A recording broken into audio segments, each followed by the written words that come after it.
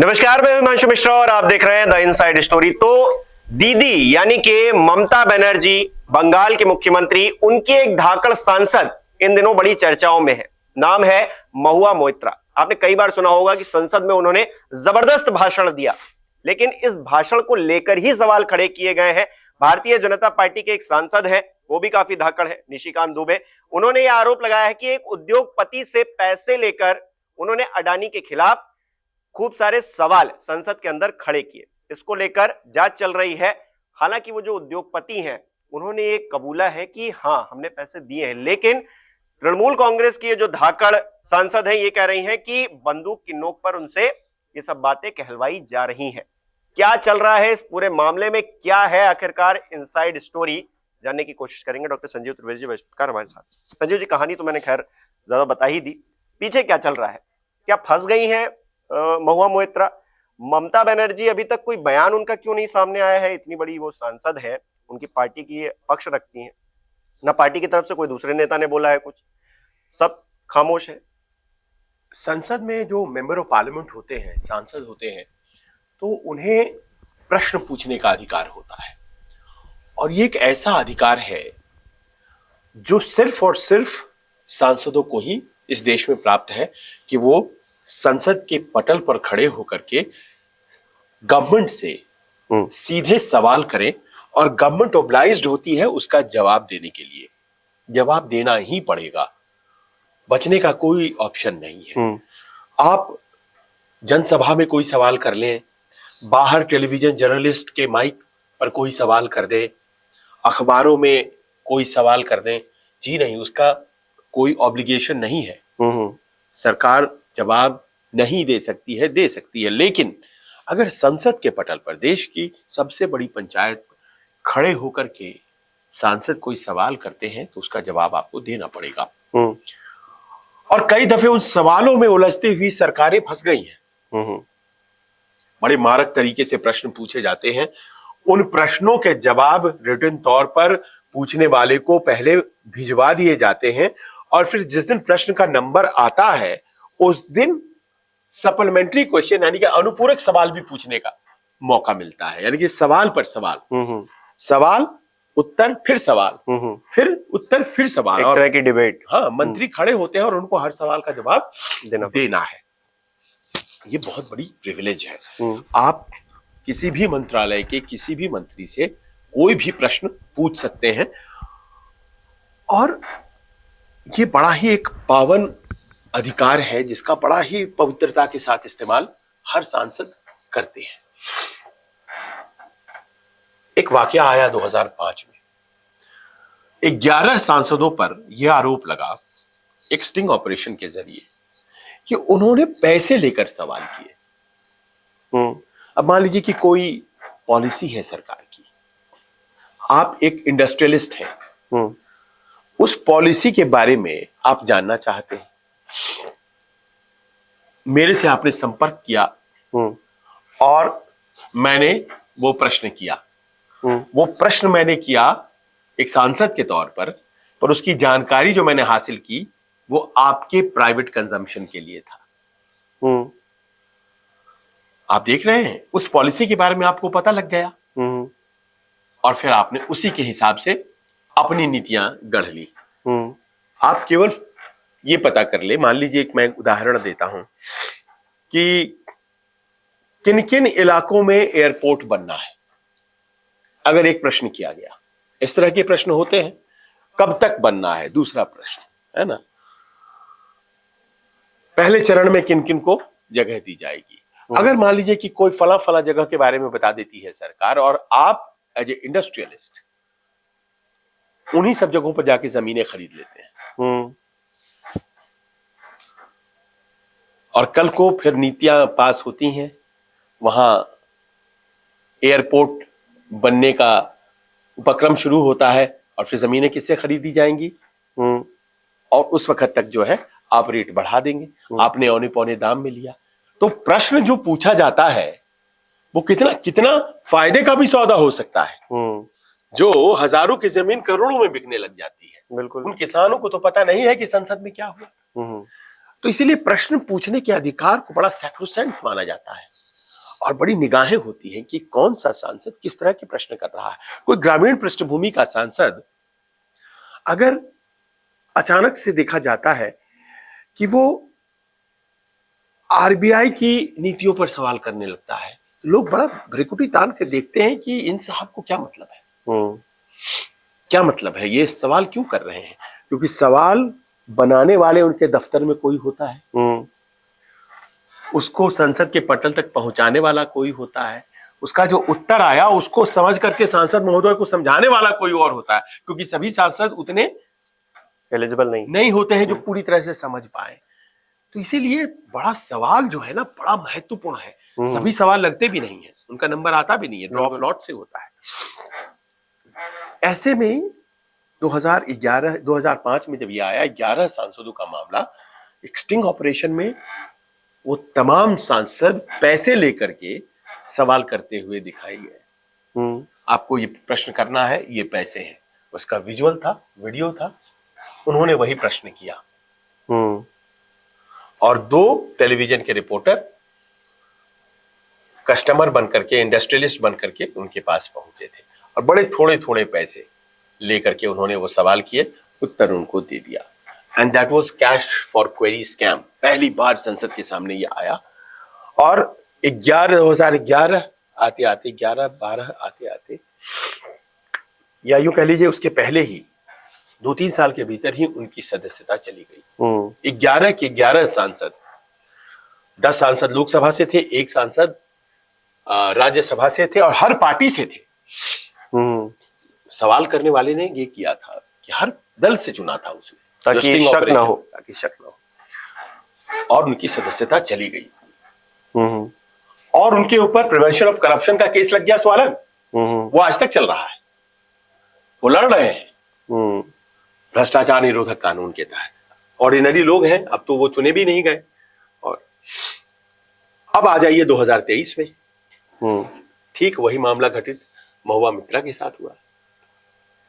भैया आप पैसे लेकर के सवाल कर रही थी क्या, ये प्रश्न उन पर उठा है।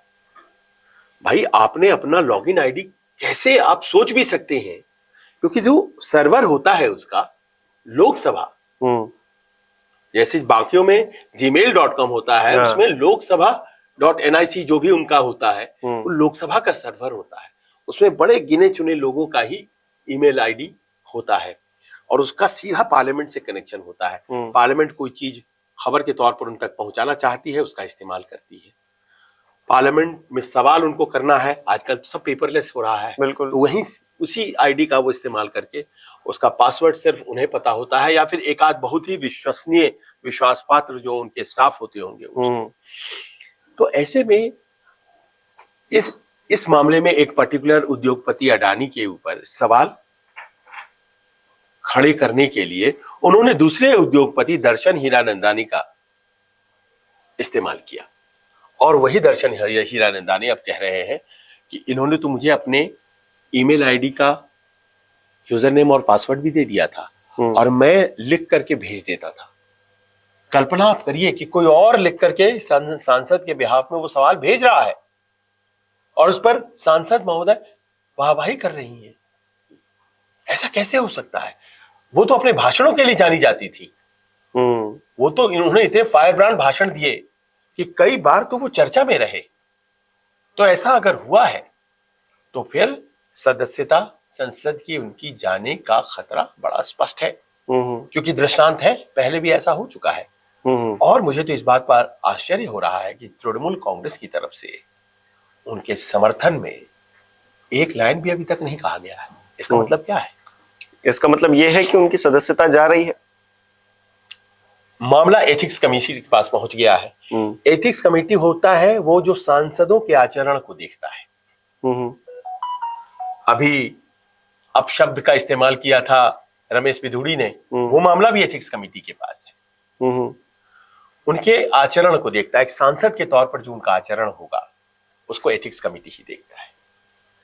तो ये मामला पहुंच गया है। वो जो स्वीकारोक्ति है उस उद्योगपति की, जिसका नाम दर्शन हीरानंदानी, और एक बड़े उद्योगपति पश्चिमी भारत के कहे जाते हैं, उनका यह कहना है कि हम इनसे 2017 से संपर्क में हैं और हम तब संपर्क में आए थे जब ये एमएलए थी। उसी दौर में ग्लोबल समिट हुआ था, बिजनेस समिट हुआ था कोलकाता में। उस वक्त हम और ये संपर्क में आए थे और हम तब से संपर्क में थे। हमारी मुलाकातें हुई हैं कई बार, मुंबई, कोलकाता, दुबई, दिल्ली, और कई महंगे गिफ्ट हमने इनको दिए हैं। बदले में वो प्रश्न भी जो हमने लिखे थे इन्होंने किए हैं। और हमसे कहा भी कि आप भी उद्योगपति हैं, अडानी भी उद्योगपति हैं, तो आप उसकी कमजोरियों के बारे में गलत सही सब जानकारियां मुझे दीजिए। वो प्रश्न के रूप में वो बना करके वही भेजा करते थे। अब इस तरह के जो आरोप है यह सही है कि नहीं है, ये तो कालांतर में साबित होगा, लेकिन फिलहाल यह आरोप लग ही जाना अपने आप में। पर महुआ मित्रा का भी अपनी तरफ से जवाब आया है। देखिए, वो एक बहुत ही पढ़ी लिखी, विदेशों में शिक्षा प्राप्त, बहुत कल्चर्ड परिवार से आने वाली और बहुत कम समय में बहुत तेजी से अपनी पहचान बनाने वाली व्यक्ति, और एक अच्छी नौकरी छोड़कर वो राजनीति में आई। इन्वेस्टमेंट बैंकर लंदन में थी और आई राजनीति में। पहले उन्होंने कांग्रेस ज्वाइन किया और आम आदमी के सिपाही एक बनाया था राहुल गांधी ने, मुझे याद है। एक अपनी एक टीम खड़ी करने की कोशिश की थी, उसका वो हिस्सा थी। बाद में वो ममता बनर्जी के पास चली गई और ममता बनर्जी ने मौका दिया, पहली बार में एमएलए, पहली बार में एमपी। उनके अंदर वो कैलिबर है। परिवार आता है असम से, उनका बराक वैली, और बंगाल की राजनीति में देखिए कितना उन्होंने बेहतर प्रदर्शन किया। लेकिन ये सब तो यहां तक ठीक था। महत्वाकांक्षा आपको कहां कहां ले जाती है और किस हद तक आपको गिरा देती है, कहीं उसका उदाहरण तो नहीं है। इस बात को देखना पड़ेगा। और ये पूरा जो मामला है, ये पूरा मामला मुझे ये लगता है कि निशिकांत दुबे और महुआ मित्रा के बीच एक अदावत चल रही है और वो अदावत कुछ दिनों से चल रही है। निशिकांत दुबे की डिग्री जो है वो फैकल्टी ऑफ मैनेजमेंट स्टडीज की नहीं है। दिल्ली से वो दावा करते हैं हमने एमबीए किया है। आप जानते हैं बड़ी मानद संस्था है एफएमएस दिल्ली, वो उन्होंने सबसे पहले कहा था। तो इनके बीच जो ये महुआ मित्रा ने, और उसके बाद उन्होंने सारा ट्विटर पे डाल दिया था कि ये झूठ कह रहे हैं, तो उसका तो जवाब नहीं दिया निशिकांत दुबे ने। लेकिन उन्होंने एक अलग मारा है उनके ऊपर आरोप। अब देखना ये है, इस पूरे मामले को एथिक्स कमेटी में भी लड़ा जा रहा है और इसको लेकर के महुआ मित्रा अदालत में भी चली गई हैं और कह रही हैं कि रोकिए भाई, ये क्या हमारे बारे में। और दर्शन हीरानंदानी के ऊपर बंदूक तान रखी है प्रधानमंत्री कार्यालय ने, इसीलिए वो ऐसा बोल रहे हैं।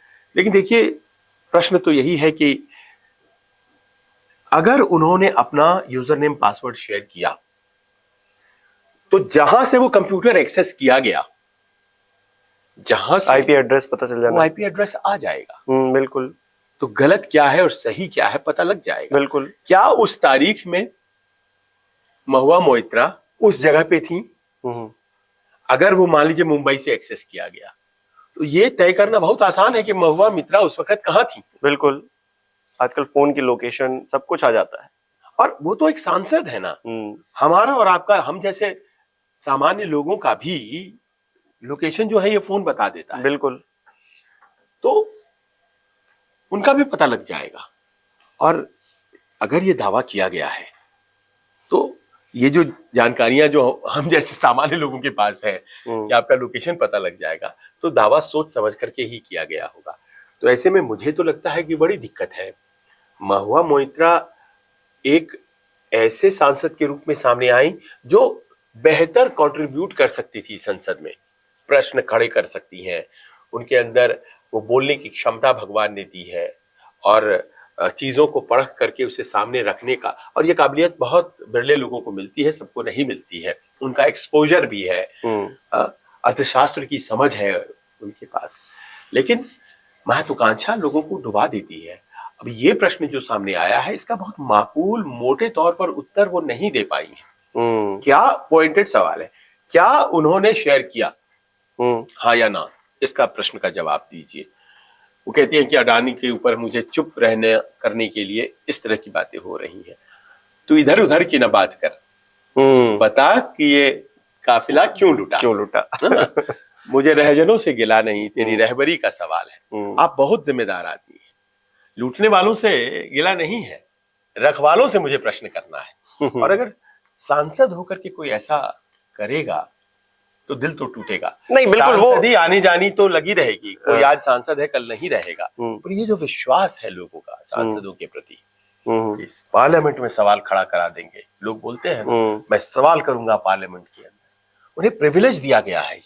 कोई भीड़ में वो चल रहे हैं और नेतृत्व कर रहे हैं, उनके ऊपर अगर कोई सिपाही डंडा चलाता है, उस एसपी को बुला लिया जाता है, डीजीपी को उस स्टेट की, कि कोई अगर ये लोगों की मुद्दे की बात कर रहे थे सांसद महोदय, तो उनके ऊपर डंडा कैसे चला? वो पावर है, पावर है। आप उस सांसद की ताकत को, उसकी गरिमा को और उसके इकबाल को अगर कम कर रहे हैं, तो फिर तो ये बड़े दुख की बात है। और वो इधर के सांसद हो या उधर के हो, क्योंकि इस बीच कुछ राजनीति भी हो रही है कि हम देखिए विपक्ष में है तो मोदी जी हमको शांत करवाने के लिए, क्योंकि जो महुआ मोइत्रा ने जो ट्वीट किए हैं उसमें ईडी सीबीआई सबका जिक्र कर दिया है कि पहले अडानी जी के पास जाइए, उनके दरवाजे पे जाइए, फिर हमारे पास आइए। ये सब नहीं, वो सब छोड़िए, आप ये सब बातें कि आपने दिया कि नहीं दिया। हाँ, और अगर दिया तो फिर आप पर कार्रवाई बनती है पूरी तरीके से। हम भी मानते हैं, वो इधर के लोग हो या फिर उधर के लोग हो। तो साफ तौर से जो दिख रहा है वो सामने है। आपको क्या लग रहा है हमें कमेंट करके बता सकते हैं। बहुत बहुत शुक्रिया।